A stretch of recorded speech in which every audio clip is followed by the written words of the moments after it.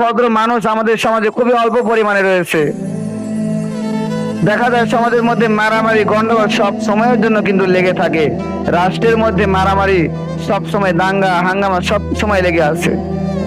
তাহলে রব্বুল আলামিন আমাদেরকে বলে দিয়েছেন, ওয়া ইবাদুর রহমানিল্লাযীনা ইয়ামশুনা ফিল আরদ, আমি দয়াময় প্রভু, আমার বান্দা, আমার গোলাম, আমার প্রিয়তম দাস তারা হওয়ার যোগ্য, তারা দাস হতে পারে যারা এই দুনিয়াতে চলাফেরা করার সময় নম্র ভদ্রভাবে চলাফেরা করে এবং হাওনা ওয়া ইযা খাতাবাহুমুল জাহিলুন, যখন তাদের মধ্যে কোনো অজ্ঞ লোক, ইসলাম সম্পর্কে জ্ঞান নাই, ইসলাম সম্পর্কে তার কোনো জ্ঞান নাই, সে অজ্ঞ লোক যদি তাদের মধ্যে কথা বলতে আসে, তখন এই ভালো লোকগুলি কি করবে, সেখান থেকে আসসালামু আলাইকুম বলে তাদেরকে সালাম জানিয়ে তারা চলে যাবে।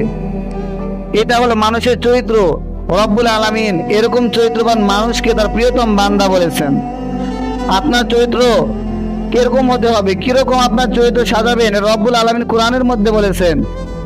আপনাকে অবশ্যই নম্র হতে হবে, ভদ্র হতে হবে। আপনার দ্বারা কোনো মানুষ কি করে কষ্ট পেতে পারে? যেহেতু আপনি আল্লাহ রব্বুল আলামিনের বান্দা, আল্লাহ আপনাকে সৃষ্টি করলো, সৃষ্টি করার পর এত সুন্দর করে আপনাকে মুসলিম হিসেবে দুনিয়াতে পাঠিয়ে দিল, আর আপনি আজকে মুসলমান হওয়ার পরেও, রব্বুল আলামিনের বান্দা হওয়ার পরেও, প্রিয় নবীর উম্মত হওয়ার পরেও আজকে আপনি এমন ব্যবহার করছেন যার কারণে আপনার দ্বারা সমাজের মানুষ কষ্ট পাচ্ছে, আপনার পরিবারের মানুষ আপনার দ্বারা কষ্ট পাচ্ছে। যদি আপনার দ্বারা সমাজের মানুষ যদি কষ্ট পায়, তাহলে আল্লাহ আপনাকে কি করে ভালোবাসবে? আল্লাহ যখন কোনো বান্দাকে ভালোবাসেন, তখন তার ফেরেশতা জিবরাইল আলাইহিস সালাতু ওয়াস সালামকে ডাক দেয়া বলেন, জিবরাইল, আমি তো অমুক বান্দাকে ভালোবাসি, আমি আল্লাহ তাআলা দুনিয়ার অমুক বান্দাকে ভালোবাসি, ও জিবরাইল তুমি আমার এই বান্দাকে ভালোবাসো।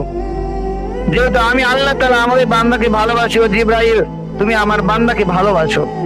এবার আল্লাহ আবার জিবরাইলকে ডাক দেয়া বলে, জিবরাইল আমি তো এই বান্দাকে অবশ্যই ভালোবাসি, তুমিও ভালোবাসো, এবং আসমানবাসীদেরকে জানিয়ে দাও, অর্থাৎ ফেরেশতাদেরকে জানিয়ে দাও, ফেরেশতাগুলো যেন আমার ওই বান্দা, ওই বান্দিকে ভালোবাসে। তাহলে আপনি যদি চরিত্রবান হন, আপনি যদি নম্র ভদ্র হন, আল্লাহ ভালোবাসলেন, তারপর ফেরেশতাকে ভালোবাসতে বললেন, জিবরাইলকে ভালোবাসতে বললেন। এবার আল্লাহ আবার ডাক দেয়া কয়, জিবরাইল যেহেতু আমি আল্লাহ তাআলা এই বান্দাকে মহব্বত করে, আমি আল্লাহ তাআলা ওই বান্দাকে অনেক ভালোবাসি, ও জিবরাইল তুমি দুনিয়াবাসীদের মধ্যে ওই বান্দা, ওই বান্দির প্রতি ভালোবাসা সৃষ্টি করে দাও। দুনিয়াতে যে গণ্যমান্য লোকগুলি রয়েছে, যে ভালো মানুষগুলি রয়েছে, তাদের কাছে ওই ব্যক্তিকে প্রিয় হিসেবে কবুল করে নাও, তাকে প্রিয় হিসেবে গণ্যমান্য মানুষের কাছে কবুল করে নাও। তাহলে দেখেন, আপনি যদি নম্র ভদ্র হন, দুনিয়াতে আপনার মানটা আল্লাহ বাড়িয়ে দেবে, আপনাকে সম্মানিত করবে। কেউ না, সম্মান দেওয়ার মালিক হলো আল্লাহ। আপনি সম্মান দিতে পারেন না, সম্মান দেওয়ার একমাত্র মালিক হলো আল্লাহ। আল্লাহ ইচ্ছে করলে সম্মান কেড়ে নিতে পারে, আবার আল্লাহ ইচ্ছে করলে সম্মান দিতে পারে। তাহলে দেখেন, আপনি যদি নম্র ভদ্র অবস্থায় দুনিয়াতে চলাফেরা করেন, আল্লাহ আপনাকে ভালোবাসলো, ফেরেশতাদেরকে ভালোবাসতে বললো, জিবরাইল ফেরেশতাকে ভালোবাসতে বললো, তারপর দুনিয়াতে আপনার মানটা বাড়িয়ে দিল। তাহলে আল্লাহ এত কিছু করলো, কিন্তু আপনি আল্লাহর ভালোবাসা পাওয়ার জন্য একটু দুনিয়াতে যে কয়দিন আপনার জীবনটা আল্লাহ দিয়ে দিয়েছে, এই কয়দিন আপনি মানুষের সঙ্গে ভালো ব্যবহার, নম্র ভদ্র আচরণ করতে পারেন না। যদি সকলে নম্র ভদ্র ব্যবহার করত, তাহলে দেখেন আজকে সমাজের মধ্যে কিন্তু এই মারামারি গন্ডগোল ফাসাদ থাকতো না। যেখানে আল্লাহ বলেছে, আমি আল্লাহ তাআলা ফাসাদ সৃষ্টিকারকে পছন্দ করি না, যে সমাজের মধ্যে গন্ডগোল সৃষ্টি করে, আমি আল্লাহ তাআলা তাকে পছন্দ করি না। ওয়াল্লাহু লা ইউহিব্বুল ফাসাদ, আমি আল্লাহ তাআলা ফাসাদ সৃষ্টিকারীকে পছন্দ করি না। কিন্তু আজকে আমাদের সমাজের মধ্যে তাকালে দেখা যায় ফাসাদ সৃষ্টিকারী মানুষ কিন্তু অনেক রয়েছে, যারা দুজনের মধ্যে গন্ডগোল করে দিতে খুব ভালো পারে, যারা সমাজের মানুষের মধ্যে মারামারি লাগিয়ে দিতে খুব ভালো পারে। আল্লাহ তাআলা বলতেছে, আমি আল্লাহ তাআলা ওই বান্দা, ওই বান্দিকে ভালোবাসি না। আল্লাহ বললেন, দুনিয়াতে তোমরা নম্র ভদ্র হয়ে চলাফেরা করো, তাহলে আমি আল্লাহ ভালোবাসবো। অন্যদিকে আমার নবী বলেছেন, প্রিয় নবী বলেছেন, যারা নম্রতা থেকে বঞ্চিত থাকলো, যারা ভদ্রতা থেকে বঞ্চিত থাকলো, তারা কল্যাণ থেকে বঞ্চিত।